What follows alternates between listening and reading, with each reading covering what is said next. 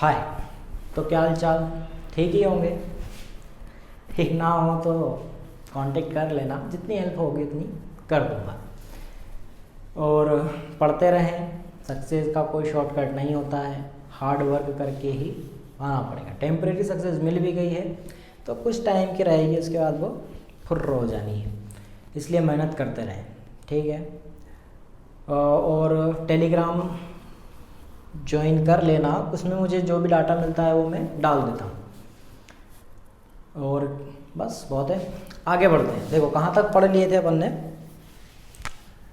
पहले एक बार फटाफट रिवीजन कर लेते हैं। पिछली दो वीडियो में पहले में बेसिक में पढ़े थे, सेकंड वाले में अपन ने इक्वेशन पढ़े। तो इक्वेशन कौन कौन सी पढ़े थे? तीन पढ़े थे। एक पढ़े थे डिस्प्लेसमेंट इक्वेशन, y बराबर a sine omega t plus five plus minus five, जैसे भी होगा हमने सिखा दिया था कैसे करना है। सेकंड इक्वेशन पढ़े थे अपन ने वेलोसिटी की। वेलोसिटी की इक्वेशन v बराबर पढ़े थे अपने पास थी ओमेगा, ये वाली नहीं पढ़ेंगे अपन, ये वाली पढ़े थे omega a cos omega t, ये वाली पढ़े थे। इसी को अपन ने v बराबर लिखे थे ओमेगा रूट के अंदर a square minus y square, y यहाँ पे डिस्प्लेसमेंट है। कि मैक्सिमम वैल्यू क्या हो सकती है इसकी? v मैक्सिमम बराबर होती है ओमेगा a, जो कि होती है मेन पोजीशन पे। फिर थर्ड अपने पास पढ़े थे अपन ने एक्सीलरेशन इक्वेशन a बराबर, वो निकली थी। इसी के अगेन इसका अपन ने क्या कर दिए थे? डिफ्रेंसिएशन कर दिए थे। तो क्या मिली थी अपने को? Minus omega square a sine omega t plus minus five में लिख नहीं रहा हूँ, सिर्फ उस इक्वेशन में लिख दिया। इसको अपन और क्या करेक्ट करके लिख सकते हैं? Minus omega square y. ये मैक्सिमम कहाँ पे होता है? ये होता है एम्पलीट्यूड पे, और ये होता है positive side negative, negative side क्या होता है? पॉजिटिव। इसकी डायरेक्शन हमेशा क्या होती है? मेन पोजीशन की तरफ। ये सारे इक्वेशन देखे थे। फोर्थ नंबर पे इक्वेशन देखे थे अपन ने, फोर्स की इक्वेशन y बराबर माइनस के एक्स होता है, के वाई लिखे थे अपन ने, तो के वाई, इसी को y की जगह पे अपन क्या लिख सकते हैं? माइनस के ए साइन ओमेगा टी लिख सकते हैं। या फिर f बराबर क्या होता है? एम ए होता है, तो a बराबर क्या लिख सकते हैं अपन? ओमेगा स्क्वायर वाई, तो minus m omega square y. इतनी चीज़ें अपन ने देखे थे, ठीक है। ये सारे फॉर्मूले याद रखना, इनके मेन फॉर्मूले याद रखना। अभी अपन इसके आगे क्वेश्चन करने वाले हैं। कुछ चीज़ें तुम्हें और याद रखनी है। यहाँ से क्या याद रखना है कि ग्राफ में इस तरीके से याद रखना है कि ग्राफ में सबसे आगे कौन चलता है?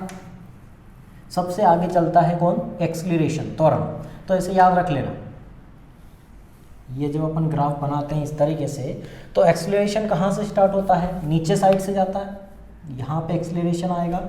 वेलोसिटी कहाँ से स्टार्ट होती है? यहाँ से, तो वेलोसिटी ये आ जाएगी, डिस्प्लेसमेंट यहाँ से आएगा। तो सबसे आगे स्टैंड करेगा कौन? a, फिर v, और फिर सबसे फर्स्ट नंबर पे आएगा y।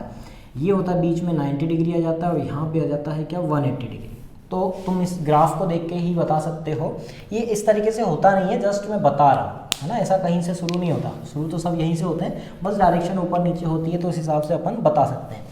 तो अगर कभी आ जाए कि एक्सीलरेशन और डिस्प्लेसमेंट में कितना फेज डिफरेंस होता है, तो बता सकते हो 180 डिग्री होता है। आगे कौन रहता है? सबसे आगे तो होगा एक्सीलरेशन, फिर उसके बाद वेलोसिटी, और सबसे लास्ट में होगा क्या? डिस्प्लेसमेंट। इन दोनों के बीच कितना होता है? 90 डिग्री। दिख रहा है? यहाँ से यहाँ तक 90 डिग्री। इन दोनों के बीच कितना होगा? 90 डिग्री। और अगर इसके बीच पूछे तो 180 डिग्री। 180 डिग्री को क्या लिख सकते हो तुम? पाई बाय टू, सॉरी पाई लिख सकते हैं, इसको लिख सकते हो पाई बाय टू। इस तरीके से याद रखना है। अब अपन कुछ क्वेश्चन करने वाले हैं। कुछ क्वेश्चन ही करेंगे, ज़्यादा नहीं करेंगे, वीडियो बहुत बड़ी बड़ी हो जाती है और अपने को चैप्टर भी ख़त्म करना है, ठीक है। तो ये अच्छे से पिछली वीडियो में तुमने कर लिए होंगे, यही सोच के मैं चल रहा हूँ।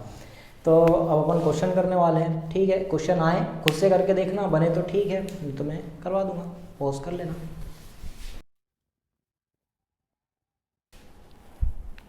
इस टाइप के क्वेश्चन आते हैं, और मुझे अपने टाइम में बहुत टफ भी लगे थे, क्योंकि ये समझनी पड़ी।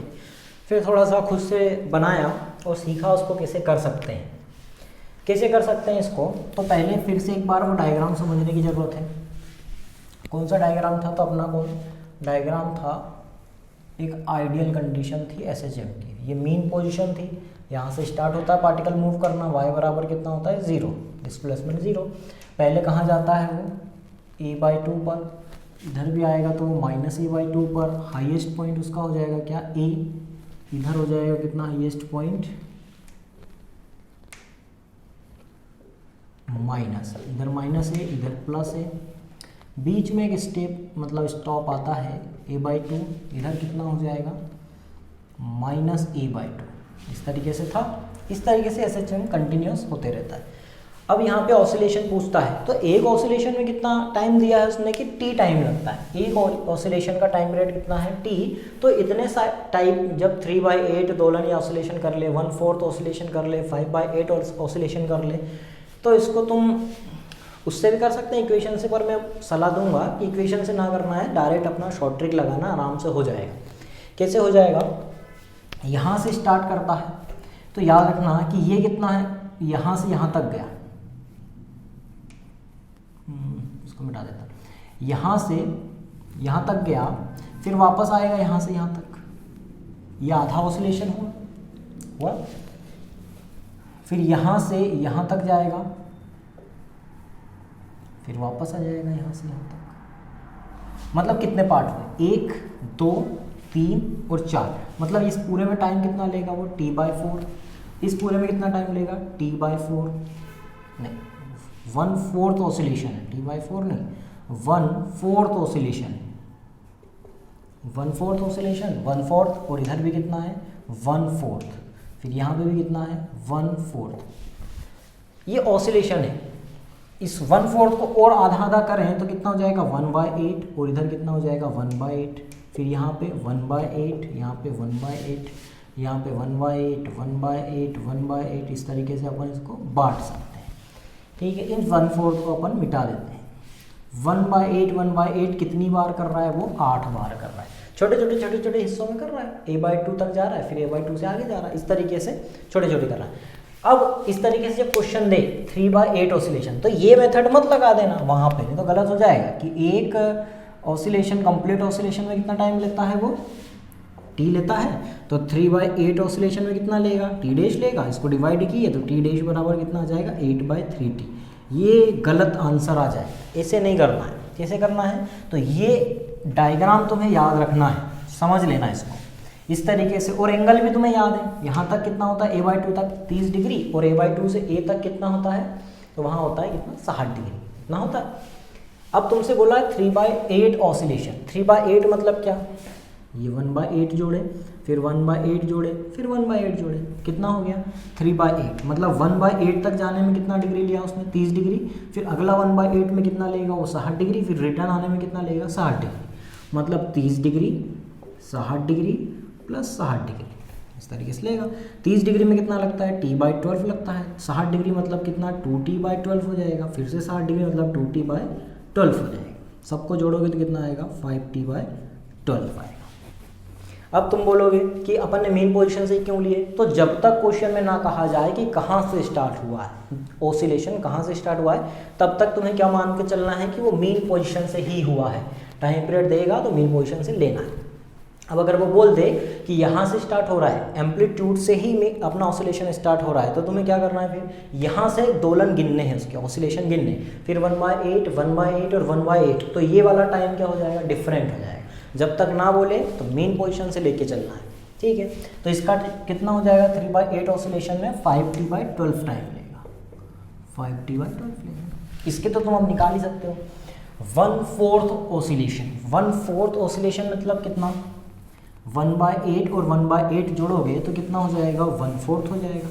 अपन ने अभी लिखे थे यहाँ से यहाँ तक कितना था 1/4 होता, तो 1/4 ऑसिलेशन में कितने डिग्री लगता है 90 डिग्री। 90 डिग्री मतलब क्या 3t/12, तो इसमें कितना टाइम लगेगा, तो इसमें लगेगा 3t/12, ये घटेगा तो कितना हो जाएगा t/4। यहाँ पे बाई चांस 1/4 के बराबर ये आ गया t/4, ऐसा हर बार नहीं होता है जैसे ऊपर नहीं हुआ। 5/8 मतलब कितना, फिर मेन पोजीशन से गिनो 1/8 1/8 1/8 1/8 और इधर का भी 1/8, मतलब ये 90 फिर 90 और फिर ये 30, तो 90 + 30 कितना हो जाएगा 90 मतलब कितना 3t/12 plus 3t/12 plus t/12 कितना हो गया 3 3 6 और 1 7, तो 7t/12, तो यहाँ पे क्या आ जाएगा टाइम 7t/12। तो ये एक बेसिक सा कॉन्सेप्ट था, इसको अपन क्वेश्चन के जरिए समझ लिए। ये मुझे अपने टाइम में बहुत टफ लगा था, समझ में ही नहीं आया था।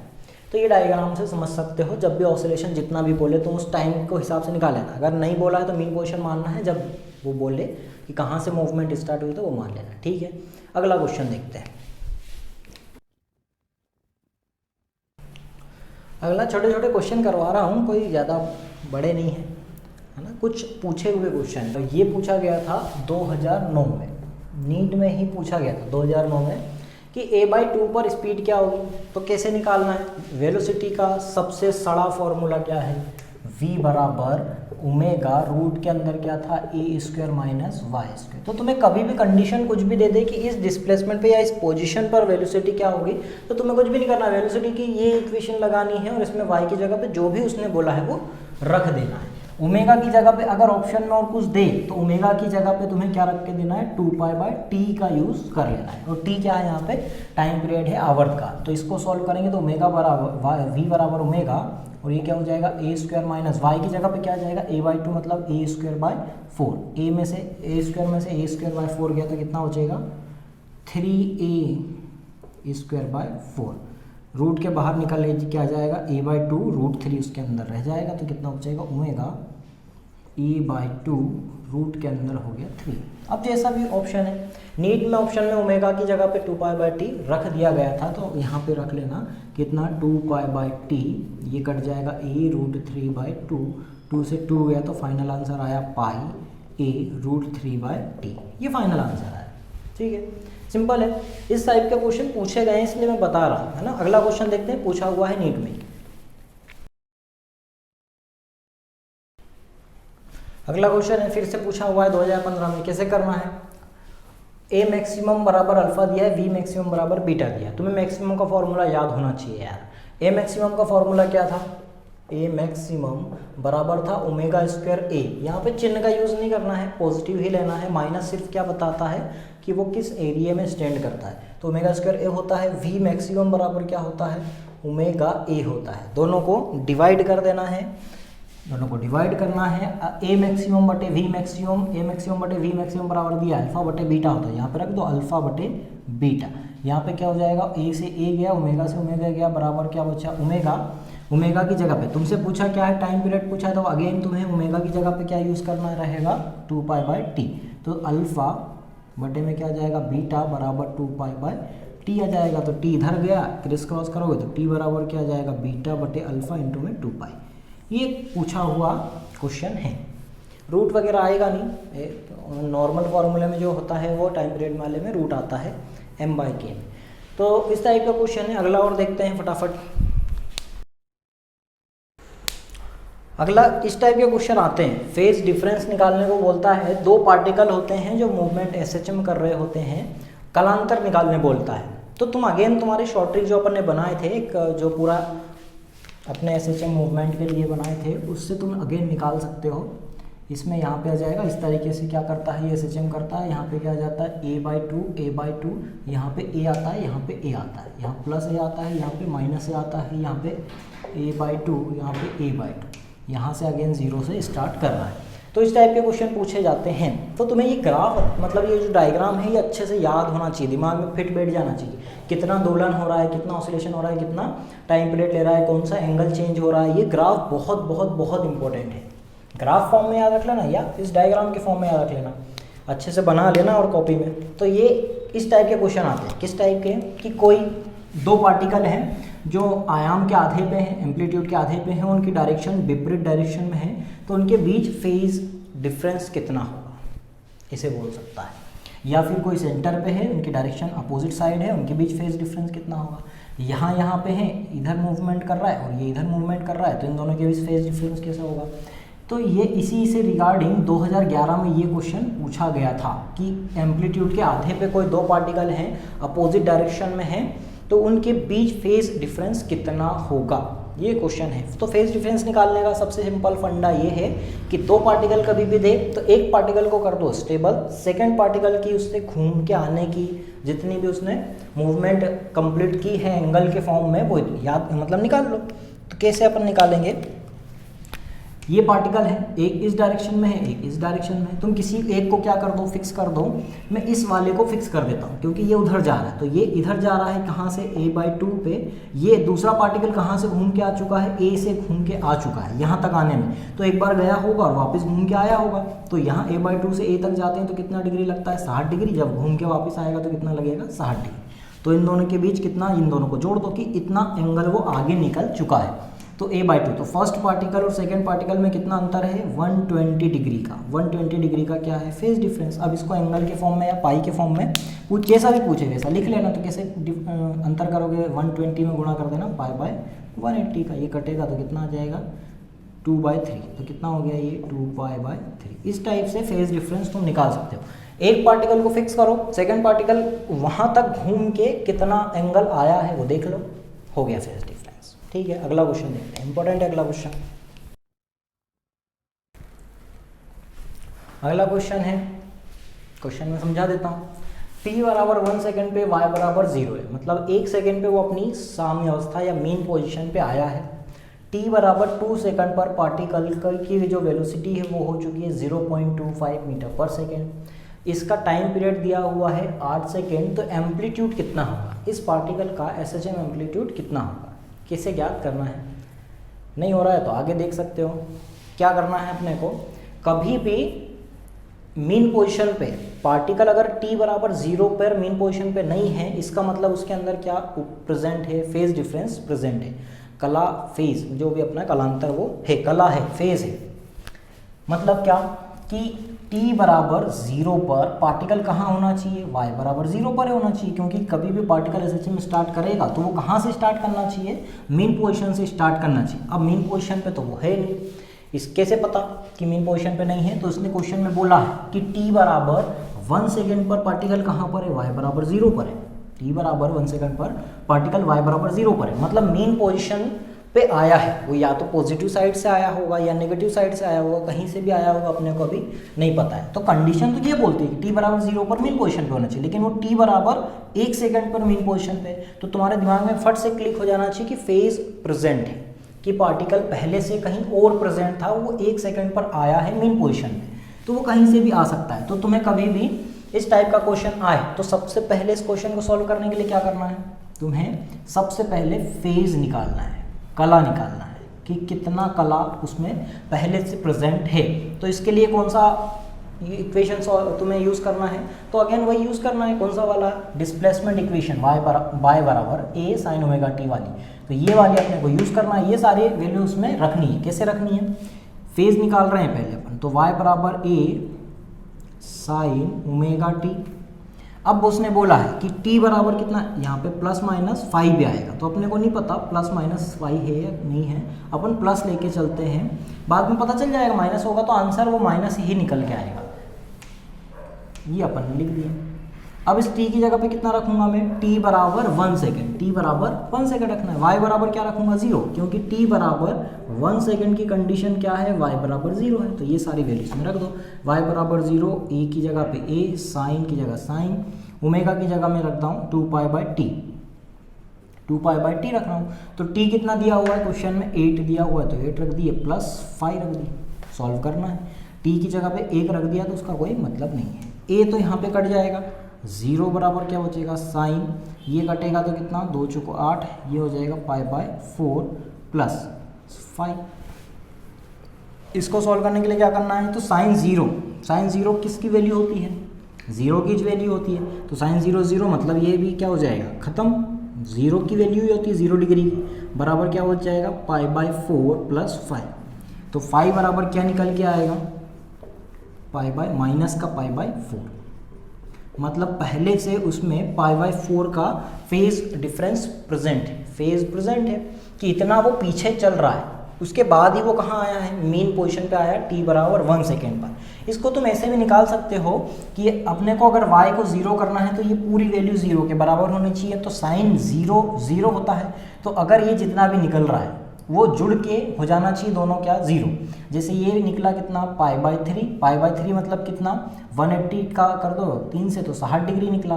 तो 60 डिग्री की वैल्यू कितनी होती है, 60 डिग्री, सॉरी π/3 है, तो ये भी कितना होगा, माइनस का π/3 होगा। तो pi by three minus plus क्या हो जाएगा 0, मतलब कुल मिला के ये 0 होना चाहिए तो ही ये क्या हो जाएगा 0। तो फेज डिफरेंस तुम यहाँ से डायरेक्ट भी निकाल सकते हो, ना आए तो इस तरीके से निकाल सकते हो। फिलहाल अपनी क्या निकल चुकी है, फेज निकल चुकी है माइनस का पाई/4, तो ये अपना फर्स्ट तो खत्म हो गया, मतलब इस वैल्यू से अपन ने उसकी फेज डिफरेंस निकाल ली कितनी, -पाई/4।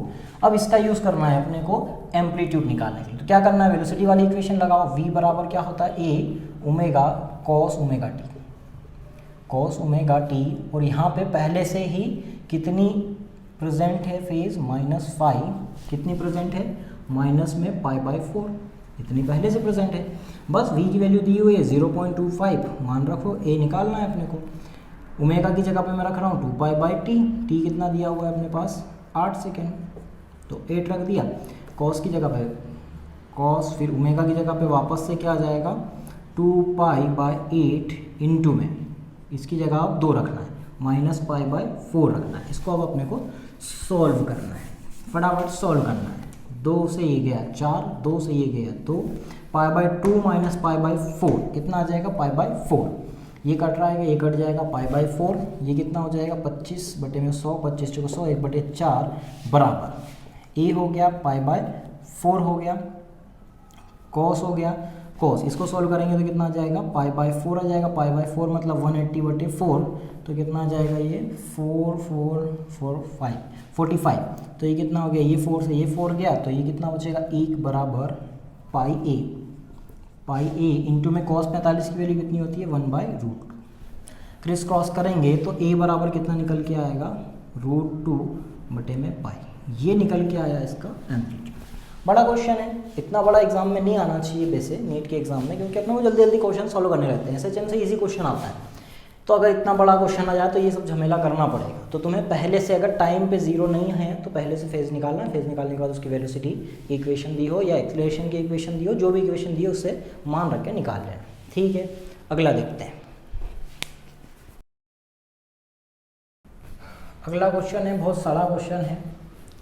क्या है, यहाँ पे अपने पास एम्पलीट्यूड दिया हुआ है और उसके बाद फ्रीक्वेंसी दी हुई है। तुमसे पूछा है ए मैक्सिमम और वी मैक्सिमम क्या होगा, तो तुम्हें फॉर्मूले याद होने चाहिए, फॉर्मूले बार बार रिवीजन करके फटाफट कर लेना। तो ए मैक्सिमम क्या हो जाएगा, होता है ω² ए, ठीक है। उसके बाद उन फॉर्मूले मान रख दो, ω² मतलब क्या रख सकता हूँ मैं 2πf का होल स्क्वायर इंटू में ए हो जाएगा, ये कितना हो जाएगा 4π² इंटू में f² मतलब f की जगह पे कितना आ जाएगा 60, तो 60 का क्या हो जाएगा स्क्वायर इंटू में a कितना दिया हो 0.01, बस सॉल्व करना है। 4π² इंटू में 60 का कितना हो जाएगा 3600 इंटू में 0.01, 2 दशमलव ये खा जाएगा, 36 चौक कितना होता है 144 a²। अपने पास कैलकुलेशन जल्दी जल्दी होना चाहिए। एक क्या पूछा है उसने, v मैक्सिमम पूछा है, तो v मैक्सिमम क्या रख देना है, ओमेगा a होता है v मैक्सिमम, ओमेगा क्या आ जाएगा 2π/f इंटू में a, मान रखो 2π इंटू में ये है अपने पास 60 इंटू में 0.01, 1 दशमलव से 1 कटेगी, 1 दशमलव यहाँ लग जाएगी, 6 दूनी 12, 1.2π आ जाएगा,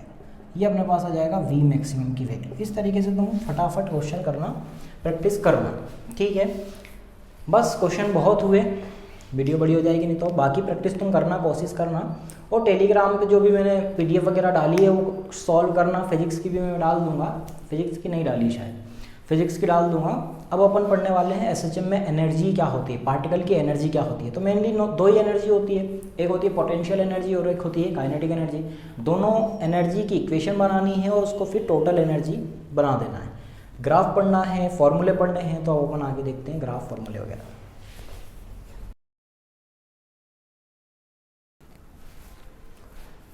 अब आगे अपन देखने वाले हैं एसएचएम पार्टिकल की एनर्जी। 2 टाइप की एनर्जी होगी, एक पोटेंशियल एनर्जी होगी और एक काइनेटिक एनर्जी होगी, है ना। दोनों को मिला के अपन बाद में क्या बना देंगे, टोटल एनर्जी बना देंगे, ठीक है।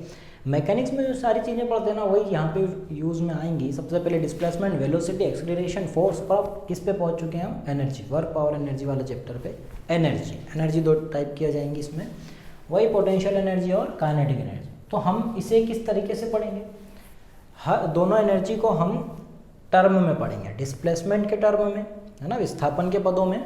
सेकंड पढ़ेंगे टाइम के टर्म में, मतलब टाइम वाली इक्वेशन बना के। 2 इक्वेशन बनाएंगे, डिस्प्लेसमेंट के रिगार्डिंग और टाइम के रिगार्डिंग। दोनों के ग्राफ भी बनेंगे जो तुम्हें याद रखने हैं, और दोनों एनर्जी को बाद में अपन मिला देंगे। एक एवरेज भी पढ़ेंगे कि एक पूरी साइकिल में एवरेज कितनी होती है। तो अपन 2 टाइप की एनर्जी पढ़ने वाले हैं, एसएचएम में दो टाइप की एनर्जी होती है, एक होती है potential energy plus kinetic energy, total energy के बराबर हो जाए, मतलब ये हमेशा क्या रहती है, कांस्टेंट रहती है। टोटल एनर्जी पोटेंशियल एनर्जी और काइनेटिक एनर्जी से मिलकर बनती है।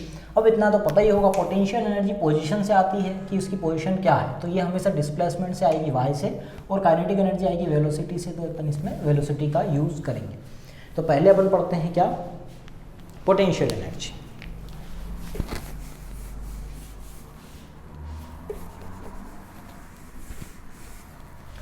पहले देखते हैं अपन पोटेंशियल एनर्जी, इसको U से भी डिनोट करते हैं और PE से भी करते हैं। क्या होती है, पार्टिकल की जो भी पोजीशन है उससे जो भी एनर्जी अपन रिप्रेजेंट करते हैं उसी को अपन बोलते हैं पोटेंशियल एनर्जी। किससे आती है ये, फोर्स से। अपन इसको क्या कर देते हैं, डिफ्रेंशिएट कर देते हैं एनर्जी को, du/dx इधर उधर करते हैं तो du बराबर हो जाएगा क्या, f.dx। दोनों का समाकलन करेंगे, मतलब समाकलन नहीं करते हैं, -f.dx हो गया है ना। अब इसका इंटीग्रेशन कर देंगे, f बराबर क्या होता है अपने पास, f बराबर होता है, अपन ने निकाले हैं, f बराबर क्या रखे थे अपने, -kx रखे थे, या ky भी रख सकते हैं। अपन ky लेके चल रहे इसलिए अपन ky रख देंगे। ky का यहाँ पे क्या कर देंगे, इंटीग्रेशन कर देंगे, y ले लेते हैं यहाँ पे अपन, y के रिस्पेक्ट में पढ़ रहे हैं तो यहाँ पे dy के साथ इसका इंटीग्रेशन करेंगे तो फाइनल u बराबर क्या निकल के आता है, 1/2 ky² या kx² अपन मैकेनिक्स में पढ़ते हैं। इस पूरे चैप्टर में अपन डिस्प्लेसमेंट को y से ले रहे हैं, इसलिए ये क्या हो जाएगा, ½ ky²। ये हुआ डिस्प्लेसमेंट के रिगार्डिंग इसका, है ना, डिस्प्लेसमेंट के टर्म में। तो ये अपन ने निकाल ली, इस तरीके से निकलता है, ये पहले पढ़े हैं मैकेनिक्स में। तो अपने पास पहला हो गया इन टर्म ऑफ डिस्प्लेसमेंट, क्या निकली, ये इक्वेशन निकली एनर्जी की, U बराबर 1/2 ky², ये बन गया। अब सेकेंड क्या आएगी, इन टर्म ऑफ टाइम। सेकेंड अपने को पढ़ना है इन टर्म ऑफ टाइम। टाइम के रिस्पेक्ट में, टाइम के पदों में इसकी क्या बन जाएगी, तो y बराबर अपने को पहले से पता है, इक्वेशन क्या बनाए थे अपन ने,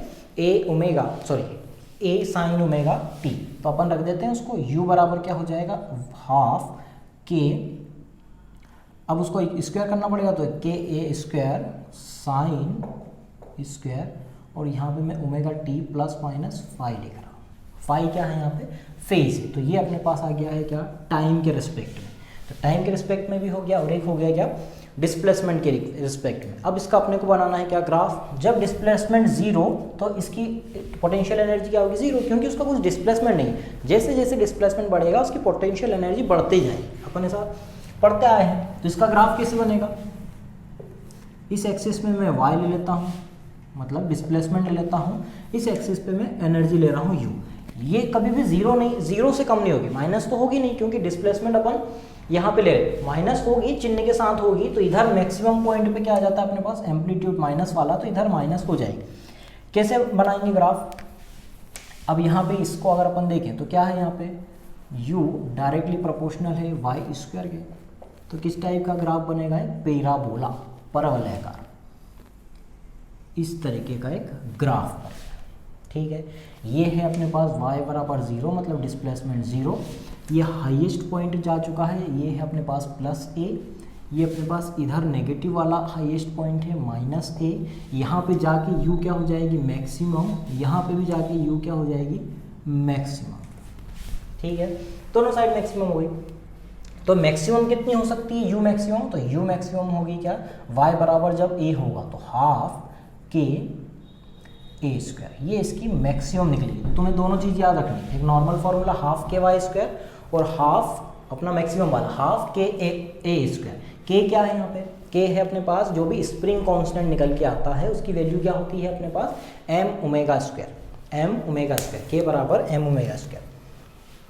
ये अपन ने सेकेंड पढ़े। अब मान लो कि यहाँ पे फेज डिफरेंस क्या है, 0, तो अपना नॉर्मल फार्मूला याद रखना है तुम्हें, u बराबर ½ ka² sin² omega t।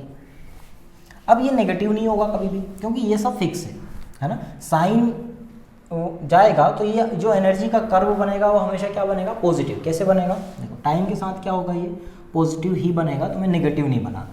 Negative मतलब टाइम के साथ नीचे नहीं ले जाना, इधर बनेगा, अपन टाइम ले रहे हैं, ये वाला हमेशा क्या होगा, पॉजिटिव। तो इधर एनर्जी का कर्व ले रहे हैं तो इस तरीके से बनेगा, 0 पे 0 होगा, t बराबर 0 पे उसकी पोजीशन क्या है, न्यूनतम है, मतलब यहाँ पे t बराबर 0 पे सबसे न्यूनतम है अपने पास क्या, मिनिमम है एनर्जी। धीरे धीरे बढ़ेगी बढ़ेगी इस तरीके से, फिर यहाँ पे अपने पास क्या आ गया है, फिर मीन पोजीशन आ गई। तो यहाँ पे t बराबर 0 से मीन पोजीशन तक जाने में कितना टाइम लगता है, t/2। ये वाला अपने पास जो पॉइंट आएगा वो क्या आएगा, t/4 ये आएगा। फिर बढ़ेगी बढ़ेगी बढ़ेगी, फिर घटेगी घटेगी घटेगी, यहाँ पे क्या आ जाएगा वापस से अपने पास, यहाँ t/4 t/2, यहाँ पे क्या आ जाएगा 3t/4, फिर इसके बाद यहाँ पे क्या आ जाएगा t टाइम। सिंपल है। तो अब अपने को दो कंडीशन पता चल रही है कि t/4 और 3t/4 पे ये क्या है, मैक्सिमम है, और t/2 t 0 पर क्या है, मिनिमम है। तो अपन ऐसा बोल सकते हैं कि u मिनिमम की कंडीशन क्या है, याद रख लेना डायरेक्ट, u मिनिमम की कंडीशन क्या है, 0, t/2 2t/2 बोल सकते हैं इसको अपन, sorry 2t/4 t/4 maximum, minimum की बात कर रहे हैं। तो मिनिमम कहाँ कहाँ पे है, 0 पर मिनिमम है, मिनिमम फिर कहाँ पे हो चुकी है, वो t/2 पर मिनिमम हो चुकी है, वापस से कहाँ मिनिमम हुई है, t पर। इस तरीके से चलते जाएगा आगे। u मैक्सिमम कहाँ कहाँ पे हुई है, तो u मैक्सिमम याद रख लेना कि मैक्सिमम कहाँ हो रही है, t/4 पर हो रही है, फिर सेकेंड कहाँ हो रही है, 3t/4 पर, फिर अगली कहाँ पे होगी, 5t/4 पर। ऐसा ऑड नंबर बन जाता है, ये से याद रख लेना है। तो दो इक्वेशन हो गई अपने पास टर्म में, एक है अपने पास डिस्प्लेसमेंट की टर्म में, जब मैक्सिमम कहाँ पे होगी तो एम्पलीट्यूड पर मैक्सिमम होगी। टाइम की टर्म में क्या हो जाएगी, half KA² sin square omega T. Energy अच्छे से पढ़ना है क्योंकि क्वेश्चन इस पे आते हैं, रेगुलरली आए हैं। अब अपने पास थर्ड क्या बन जाएगी, थर्ड एक और इक्वेशन बनेगी इसकी, एवरेज। एक साइकिल में एवरेज एनर्जी का अपने पास पोटेंशियल एनर्जी कितनी होती है। तो एवरेज पोटेंशियल एनर्जी कैसे निकालते हैं, तो तुम्हें कुछ चीज़ें याद होनी चाहिए ट्रिग्नोमेट्री की। साइन स्क्वायर थीटा का जो एवरेज निकल के आता है वो निकलता है हाफ, कॉस स्क्वायर थीटा इसका भी जो निकल के आता है, थीटा की जगह पे कुछ भी हो अपने को कोई मतलब नहीं, ये भी जो निकल के आता है एवरेज वो हाफ ही निकल के आता है। तो डायरेक्ट फॉर्मूले है, अपन इसी को एवरेज बना रहे हैं, तो ये साइन स्क्वायर एवरेज कितना हो जाएगा, हाफ। तो एक कंप्लीट साइकिल में है ना, एक साइकिल में एवरेज जब अपन निकालेंगे तो 1 साइकिल में निकालते हैं एवरेज एक साइकिल में, तो एक साइकिल में एवरेज निकल के आती है कितनी, 1/4 इंटू में KA²। अब ये साइन स्क्वायर का क्या हो चुका है, यहाँ पे हाफ हो चुका है, तो ये अपने पास एक एवरेज निकल के आती है। तो जब भी तुमसे SHM की एवरेज पोटेंशियल एनर्जी पूछे वो कितनी हो जाएगी, 1/4 KA²। तो तीन चीज़ें पढ़े अपने, इन term of displacement, in term of time, in term of average जो भी एक साइकिल में बनेगी। अब यहाँ पे इम्पोर्टेंट क्या है कि ये जो एक साइकिल है ये कहाँ से कहाँ तक है, ये इम्पोर्टेंट है क्योंकि ये फ्रीक्वेंसी को दुगना कर देता है। सन 90 में क्वेश्चन आया था कि अगर फ्रीक्वेंसी जो भी डिस्प्लेसमेंट की फ्रीक्वेंसी f है तो उसकी पोटेंशियल एनर्जी की फ्रीक्वेंसी क्या हो जाएगी, तो 2f होती है। काइनेटिक एनर्जी की फ्रीक्वेंसी कितनी हो जाती है, 2f हो जाती है। ये क्यों होता है, क्योंकि इसका जो एक साइकिल है वो कंप्लीट हो जाता है यहीं पे आके, क्योंकि अब चूंकि ये नेगेटिव नहीं जा रहा है सेम पैटर्न में, ये अगले साइकिल में जा चुका है, मतलब इसका एक साइकिल यहाँ तक, फिर एक साइकिल इधर, ये वाला अलग है और ये वाला अलग है। तो इसकी जो फ्रीक्वेंसी है वो पर टाइम में क्या हो जाती है, दुगनी हो जाती है। तो याद रखना हमेशा कि जो भी डिस्प्लेसमेंट की फ्रीक्वेंसी दे उसका दुगना करना है तुम्हें पोटेंशियल एनर्जी और काइनेटिक एनर्जी में, ठीक है, इस तरीके से होता है। तो ये जो एवरेज निकला है एक साइकिल वो इस एक साइकिल का निकला है, तो 1/4 यहाँ पे, फिर 1/4 यहाँ पे, इस तरीके से होगा, ठीक है। ये थोड़ा सा इंपॉर्टेंट पॉइंट है, इतना डीप क्वेश्चन तो मुझे नहीं लगता कि आएगा। IIT में पूछा गया था, दुगनी फ्रीक्वेंसी हो जाती है, डबल हो जाती है, तो इतनी चीज़ें तुम्हें याद रखनी है। ये वाला ग्राफ कौन सा ग्राफ है, ये है पैराबोला। पैराबोला बोले तो परवलयाकार ग्राफ है, और ये सिंपल सा वेव वाला ग्राफ है, तो वो वाला ग्राफ याद रखना है, ठीक है। ये इतना चीज़ें अच्छे से देख लो, याद कर लेना, लिख लेना। आगे अपन पढ़ते हैं क्या, काइनेटिक एनर्जी वाला ग्राफ, या उसके बारे में ना वापस से वैसे ही पढ़ेंगे, in term of displacement, in term of time और in term of average. Average same ही निकलेगी, ठीक है। आगे देखते हैं, अगली एनर्जी पढ़ने वाले हैं अपन क्या, काइनेटिक एनर्जी, है ना। फर्स्ट अपने पास पोटेंशियल एनर्जी पढ़ ली है, काइनेटिक एनर्जी। काइनेटिक एनर्जी किससे बनती है, वेलोसिटी से बनती है। वापस से अपन वेलोसिटी के दो कोएफिशिएंट याद करो, क्या थी, एक टाइम के रिस्पेक्ट में क्या थी, v बराबर omega a cos omega t, ठीक है। और सेकंड क्या थी अपने पास, डिस्प्लेसमेंट के उसमें देखे थे अपन ने, तो क्या था, ओमेगा रूट के अंदर a² माइनस y²। इतना तो याद होगा तो अपन वापस से पढ़ेंगे in term of displacement in term of time. तो पहले अपन पढ़ते हैं क्या, इन टर्म ऑफ डिस्प्लेसमेंट। डिस्प्लेसमेंट विस्थापन के बदले क्या हो जाए, काइनेटिक एनर्जी क्या होती है normally, half M we square, we square हटाओ क्या बनेगा 1/2m, इसकी जगह पे वी स्क्वायर की जगह पे अपने पास वी की दो इक्वेशन थी, है ना, वी की दो इक्वेशन कौन कौन सी थी, ओमेगा ए cos omega T, cos omega T, ये एक इक्वेशन थी। एक और इक्वेशन थी जो भी अपन लिखेंगे, तो इसका मान क्या करना है तुम्हें यहाँ रख देना है, क्या हो जाएगा एम वी स्क्वायर की जगह पे ये पूरा हो जाएगा, तो ओमेगा स्क्वायर ए square cos square omega T, ये हो जाएगा। एम ओमेगा स्क्वायर को क्या लिख सकते हैं, अगेन अपन हाफ के ए स्क्वायर और cos square omega T. Sorry, ये अपन को विस्थापन के रिस्पेक्ट में बनाना था, अपन ने इसको टाइम के रिस्पेक्ट में बना दिया। तो विस्थापन के डिस्प्लेसमेंट के रिस्पेक्ट में इसकी वैल्यू क्या थी, omega a square minus y square, A square minus y square, इसको अपने को यहाँ रखना है। तो जब अपन रखेंगे तो 1/2m ये पूरा का पूरा रखाएगा तो ओमेगा स्क्वायर हो जाएगा, स्क्वायर की वजह से ये रूट कट जाएगा, तो अंदर क्या बचेगा ए स्क्वायर माइनस वाई स्क्वायर। इसको अगेन अपन क्या रख सकते हैं 1/2k A square minus y square. ये आया अपने पास डिस्प्लेसमेंट के रिगार्डिंग, अपन ने पहले इसको टाइम के उसमें बना लिया, ये अपने पास डिस्प्लेसमेंट हो गया। तो जब इसमें मान रख के देखो, मान रख के देखोगे जब इसको अपन y बराबर 0 करेंगे तो ये पूरा क्या हो जाएगा 0, तो बचेगी क्या ये 1/2k ए स्क्वायर। तो जब ऐसा रखेंगे तो क्या हो जाएगा, काइनेटिक एनर्जी बराबर हाफ के ए स्क्वायर, और ये होती है मैक्सिमम। अपन ने मैक्सिमम की बात करें तो उसमें क्या थी मैक्सिमम, यही थी मैक्सिमम, लेकिन वो किस पॉइंट पे जाके हो रही थी, एम्पलीट्यूड पर जाकर। लेकिन ये कहाँ हो रही है, मेन पोजीशन पे। जब अपन इसको y बराबर a रखेंगे तो काइनेटिक एनर्जी क्या हो जाएगी 0, 0 क्यों हो जाएगी, क्योंकि ये दोनों कट जाएंगे। अगेन इसका ग्राफ कैसे बनेगा, इसका ग्राफ बनेगा, अब ये किसके डायरेक्ट प्रोपोर्शनल हो रही है, माइनस वाई स्क्वायर के। वो किसके डायरेक्ट प्रोपोर्शनल थी, वाई स्क्वायर के। तो उसका ग्राफ बना था पैराबोला, इसका बनेगा रिवर्स पैराबोला, परवलयाकार का उल्टा व्युत्क्रम परवलयाकार। तो इसका अपने को ग्राफ बनाना है, तो ग्राफ बनेगा क्या, जो काइनेटिक एनर्जी है इस कंडीशन में वो माइनस वाई स्क्वायर के समानुपाती है।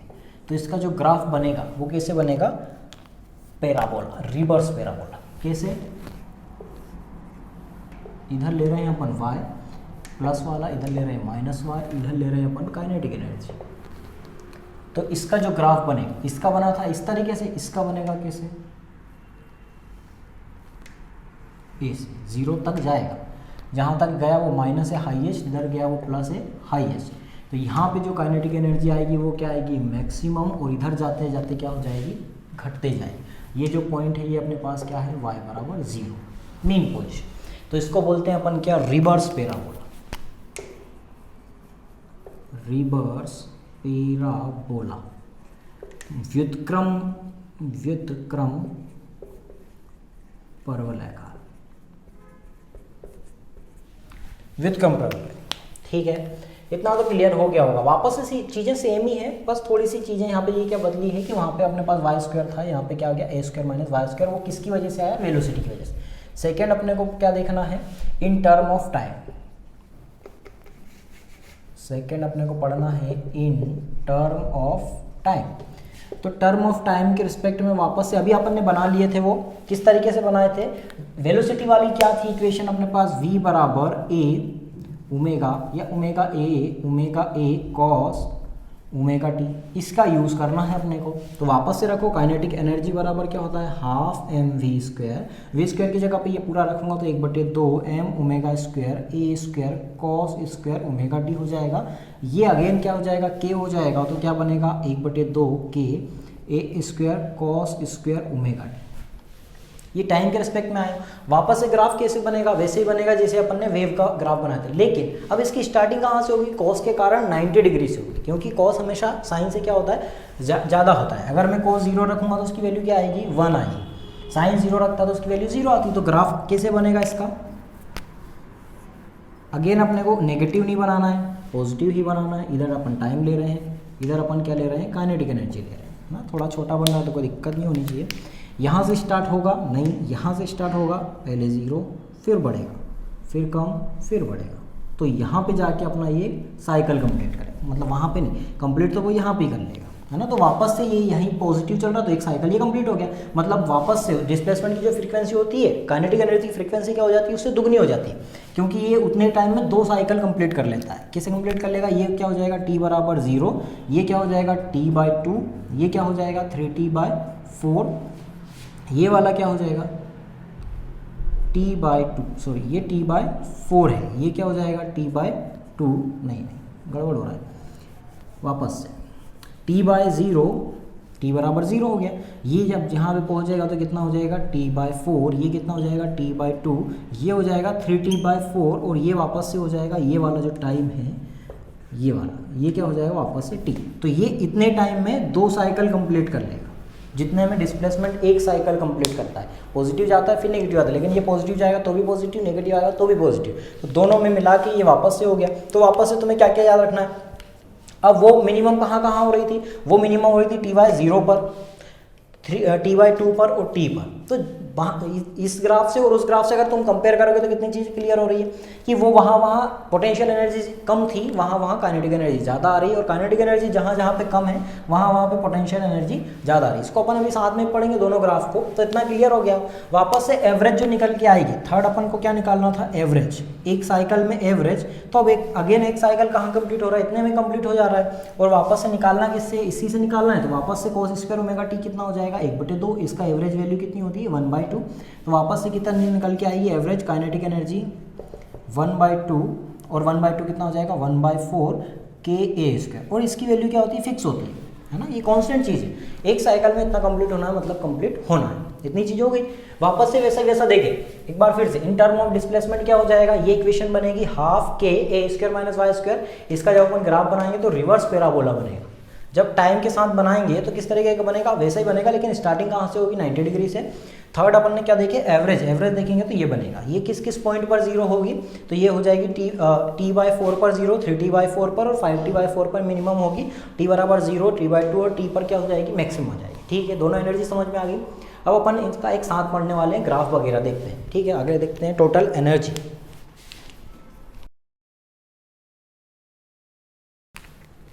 अगला अपने को देखना है क्या, टोटल एनर्जी। टोटल एनर्जी में दोनों को अपन क्या कर देंगे, ऐड कर देंगे, है ना। वापस से देखेंगे, डिस्प्लेसमेंट के टर्म में देखेंगे, टाइम के टर्म में देखेंगे, तो टोटल एनर्जी बराबर क्या होता है, टोटल एनर्जी बराबर potential energy plus kinetic energy, इस तरीके से होगा।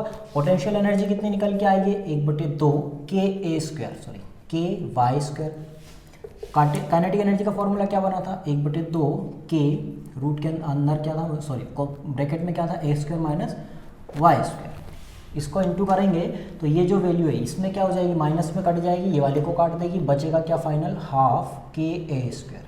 ये निकल के आया है अपने पास डिस्प्लेसमेंट की टर्म। अब यहाँ पे तो एम्पलीट्यूड फिक्स आ गया है, y तो आया ही नहीं, तो डिस्प्लेसमेंट के लिए ये आया है, तो इसको ही अपन डिस्प्लेसमेंट के टर्म में भी बोल सकते हो। टाइम के टर्म में जब निकालेंगे तो भी यही निकलेगा डिस्प्लेसमेंट। टाइम के टर्म में निकालो, टाइम के टर्म में कैसे निकालेंगे, अब पोटेंशियल एनर्जी का टाइम वाला रख दो, टोटल एनर्जी पोटेंशियल एनर्जी का 1/2 ka² sin² ओमेगा t था। इसका क्या निकला था काइनेटिक एनर्जी का half ka² cos² omega t। ये कॉमन ले लो, इतनी चीज़ कॉमन ले लेंगे तो बाहर आ जाएगी हाफ ka², और अंदर क्या बचेगा sin² omega t plus cos² omega t। किसी भी पॉइंट पर किसी एंगल पे अगर sin² plus theta plus cos² theta है तो वो हमेशा क्या होता है 1 होता है, तो ये पूरी वापस से 1 हाफ ka², और ये क्या हो गई टोटल एनर्जी। तो वापस से ये क्या निकली है, टाइम के रिगार्डिंग में, टाइम के टर्म में भी वही की वही निकली है जो क्या निकली थी पोटेंशियल एनर्जी के टर्म में निकली, कोई मेन डिफरेंस नहीं आया। तो तुम ये सब इतना तो समझ में आ रहा होगा कि ना टाइम पे डिपेंड कर रही है ना डिस्प्लेसमेंट पे डिपेंड कर रही है ना। मतलब ये क्या होती है, फिक्स होती है। टोटल एनर्जी बाकी चीज़ों पर डिपेंड करती नहीं, किन किन चीज़ों पर डिपेंड करती है, तो अपन k की वैल्यू रख सकते हैं। k बराबर क्या था m², तो टोटल एनर्जी बराबर क्या हो जाएगा 1/2 m² a² है a²। किन किन चीज़ों पर डिपेंड कर रही है, तो डिपेंड कर रही है ये पार्टिकल के जो भी द्रव्यमान होगा, वेट होगा, उसकी फ्रीक्वेंसी, थर्ड उसका एम्पलीट्यूड। इसके अलावा ना टाइम पे डिपेंड कर रही है ना डिस्प्लेसमेंट पे डिपेंड कर रही है, मतलब ये क्या होगी, फिक्स होगी। तो इसका ग्राफ कैसे बनेगा, जब अपन इधर डिस्प्लेसमेंट अगर ले रहे हैं, इधर टोटल एनर्जी ले रहे हैं, तो इसका ग्राफ क्या है, डिस्प्लेसमेंट के रिगार्डिंग फिक्स है, दोनों साइड तो जाएगा, पॉजिटिव भी जाएगा नेगेटिव जाएगा। टाइम के साथ कैसे बनेगा, वन साइडेड बनेगा, सिर्फ पॉजिटिव बनेगा। इधर क्या ले रहे हैं अपन, टाइम, इधर ले लें अपन टोटल एनर्जी, तो वो क्या बनेगा, वापस से प्लेन बनेगा, मतलब ये चेंज ही नहीं होगा, स्ट्रेट लाइन। तो मतलब इसका ग्राफ क्या हो जाएगा, कांस्टेंट, टोटल एनर्जी हमेशा कांस्टेंट, ना वाई पे डिपेंड कर रही ना टी पे डिपेंड कर रही, मतलब इसका जो बनेगा वो सिर्फ तीन पे डिपेंड कर रही है, वेट पर, फ्रीक्वेंसी पर और एम्पलीट्यूड पर। ठीक है, अब अगर अपन इन तीनों को पढ़ते हैं साथ में, तीनों को कैसे साथ में पढ़ते हैं, देखो पोटेंशियल एनर्जी, दो इसके बने थे अपने पास क्या इक्वेशन, एक डिस्प्लेसमेंट के रिगार्डिंग क्या था, जब अपन y लेते हैं तो हाफ के वाई स्क्वायर, के बराबर एम ओमेगा स्क्वायर रख सकते हैं। पोटेंशियल एनर्जी क्या था यहाँ पे, हाफ, इसको अपन रख ही देते हैं M omega square Y square. यहाँ पे क्या बना था टाइम के regarding, half M omega square, और यहाँ पे A square sine square omega T, है ना, बस अपन y का मान रख दिए। फिर सेकंड क्या पढ़े अपन ने, काइनेटिक एनर्जी, तो काइनेटिक एनर्जी के भी दो थे, y के रिगार्डिंग और टाइम के रिगार्डिंग। तो y के रिगार्डिंग क्या था अपने पास टर्म में, काइनेटिक एनर्जी बराबर हाफ एम ओमेगा स्क्वायर, यहाँ पे रख रहे अपन ए स्क्वायर आ गया था, सॉरी एम ओमेगा स्क्वायर, अंदर क्या था कोष्टक में ए स्क्वायर माइनस वाई स्क्वायर, ये आया था अपने पास क्या डिस्प्लेसमेंट के रिगार्डिंग। टाइम के रिगार्डिंग क्या हो जाएगा, के ए बराबर हाफ एम ओमेगा स्क्वायर ए स्क्वायर और कॉस स्क्वायर ओमेगा टी, बस वहाँ पे क्या है साइन है और यहाँ पे कॉस। ये अपने पास थर्ड बना। टोटल एनर्जी का क्या बना है, टोटल एनर्जी का सिर्फ एक ही फॉर्मूला आया, हाफ के ए स्क्वायर, और ये क्या होती है, फिक्स होती है दोनों का बराबर। कंपेयर करके देखें, मैक्सिमम की बात भी कर ही लेते हैं। पोटेंशियल एनर्जी मैक्सिमम कहाँ पे होती है, तो पोटेंशियल एनर्जी मैक्सिमम होती है एम्पलीट्यूड पर, y बराबर जब a होगा तो पोटेंशियल एनर्जी क्या हो जाएगी मैक्सिमम, और ये कितनी हो जाएगी, हाफ एम ओमेगा स्क्वायर ए स्क्वायर। ये काइनेटिक एनर्जी मैक्सिमम कब होगी, तो काइनेटिक एनर्जी मैक्सिमम होगी मीन पोजीशन पर, हाफ एम ओमेगा स्क्वायर ए स्क्वायर, दिख रहा होगा, यही है अपने पास हाफ एम ओमेगा स्क्वायर ए स्क्वायर। मतलब अपनी दोनों मैक्सिमम पोजीशन में भी वो टोटल एनर्जी के बराबर ही होंगी, टोटल एनर्जी को कभी भी क्रॉस नहीं कर पाएंगे। अब अगर तीनों का ग्राफ बनाएं अपन एक साथ, किसके साथ, टाइम के साथ बना रहे हैं, तो टाइम नेगेटिव में अपने को जाना नहीं, टाइम के साथ बना रहे हैं। इधर अपन ले रहे हैं एनर्जी, इधर अपन ले रहे हैं टाइम। इसका जो ग्राफ पोटेंशियल एनर्जी का ग्राफ स्टार्ट हुआ था कहाँ से हुआ था, बिल्कुल जीरो से। कैसा बना था, इस तरीके से, ठीक है, बराबर बनाना है तुमको। इसका जो ग्राफ स्टार्ट हुआ था वो कहाँ से हुआ था, बिल्कुल 90 डिग्री से, अरे मच्छर 90 डिग्री से, पहले ज़ीरो फिर बढ़ा, फिर ज़ीरो फिर बढ़ा, ये अपने पास हाईएस्ट आ गया। टोटल एनर्जी का जो ग्राफ होगा स्टार्ट, वो कहाँ से होगा, वो तो कहीं से भी होगा, लेकिन ये जो जहाँ जहाँ क्रॉस करेंगे, ये बराबर बनाना तुम लोग, जहाँ जहाँ क्रॉस करेंगे उस पर ही एक सीधी लाइन खींच देना, ये जहाँ जहाँ भी क्रॉस करें, टोटल एनर्जी का ग्राफ ऐसे बनेगा, यहाँ जहाँ भी क्रॉस करें, इसको ठीक कर लेना, जहाँ जहाँ भी क्रॉस करेंगे वही होगी अपने पास टोटल एनर्जी की लाइन, और वो आएगी क्या, स्ट्रेट लाइन, बिल्कुल स्ट्रेट लाइन आएगी। इसको अच्छे से बना लेना तुम लोग बाद में देख के ना, ये किस तरीके से यहाँ क्रॉस होगा, इस तरीके से, हाँ, मतलब जहाँ जहाँ भी क्रॉस करेगी वहाँ पे आ जाएगी टोटल एनर्जी। तो ये जो ब्लैक वाली लाइन है ये क्या है अपने पास, टोटल एनर्जी। ये जो स्टार्ट हो रही है इधर से, ये वाली कहाँ से हो जाएगी, काइनेटिक एनर्जी। और ये जो जीरो से स्टार्ट हो रही है ये क्या हो जाएगी अपने पास, पोटेंशियल एनर्जी। तो दिख रहा होगा कि जहाँ पे पोटेंशियल एनर्जी क्या है, ज़ीरो है, पोटेंशियल एनर्जी हाईएस्ट है, वहाँ पे काइनेटिक एनर्जी क्या है, लोएस्ट है, मतलब एक दूसरे के अपोजिट चल रहा है। मैक्सिमम वैल्यू याद रखना है, डिस्प्लेसमेंट के रिगार्डिंग याद रखना है, ये सारी चीज़ें फॉर्मूले याद रखना है, टोटल एनर्जी भी याद रखना है, ठीक है। इसके ऊपर अपन आगे क्वेश्चन करेंगे अगले वीडियो में, और स्प्रिंग वाला भी पढ़ेंगे अपन। स्प्रिंग वाले के बाद अपन सेकेंडरी पेंडुलम भी पढ़ेंगे। ज़्यादा बचा नहीं है, फटाफट हो जाएगा ये चैप्टर। यहाँ तक का थोड़ा सा इंपॉर्टेंट था। तो ये ग्राफ बना लेना अच्छे से, ज़्यादा कुछ बच नहीं रहा है। पोटेंशियल एनर्जी, टोटल एनर्जी भी हो गया। ठीक है, इतना कर लेना, अच्छे से कर लेना, यहाँ तक बना लेना। ठीक है, आगे अपन पढ़ेंगे, इसके ऊपर पहले क्वेश्चन करेंगे, इसके बाद स्प्रिंग वाला पेंडुलम पढ़ेंगे, स्प्रिंग एसएचएम पढ़ेंगे, उसके बाद अपन आगे देखेंगे सेकेंडरी पेंडुलम। ठीक है, तब तक के लिए बाय बाय।